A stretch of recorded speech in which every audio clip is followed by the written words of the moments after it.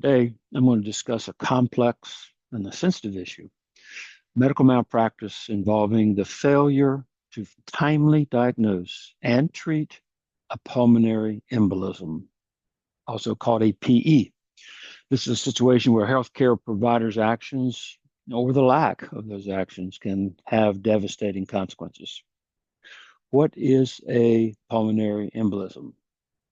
A pulmonary embolism is a blockage in one of the pulmonary arteries in the lungs, typically caused by blood clots that travel from the legs to other parts of the body.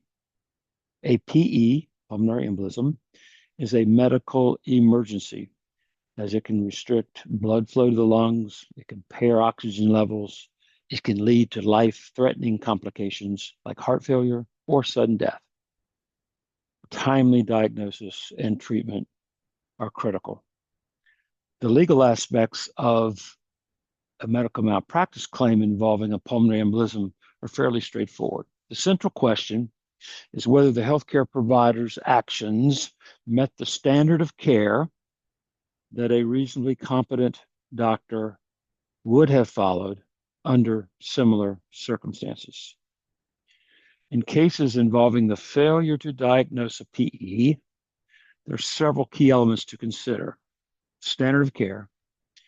First, the physician's duty is to provide care that's consistent with what a similarly qualified and trained doctor would do in the same scenario.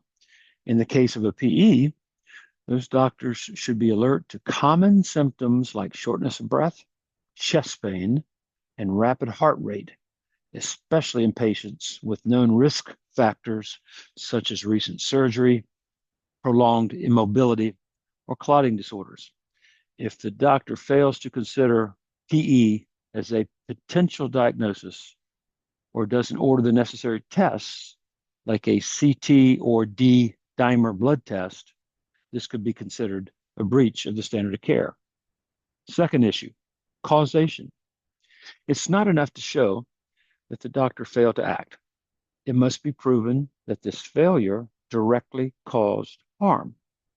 So here, the question is whether the patient would have had a better outcome, survival, fewer complications, if the PE had been diagnosed and treated promptly. The plaintiff or the patient's family or the patient will need to demonstrate that had the doctor taken timely action, the adverse outcome could have been avoided. And third element is damages.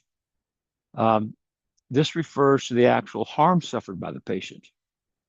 This could include physical injuries from the PE, emotional distress, lost wages, ongoing and future medical costs.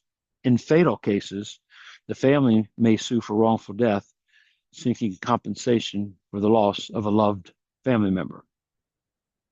So in conclusion, medical malpractice cases involving the failure to diagnose a pulmonary embolism hinge on proving that the doctor's actions did not meet the appropriate standard of care, that this failure caused harm, and finally, that damages resulted.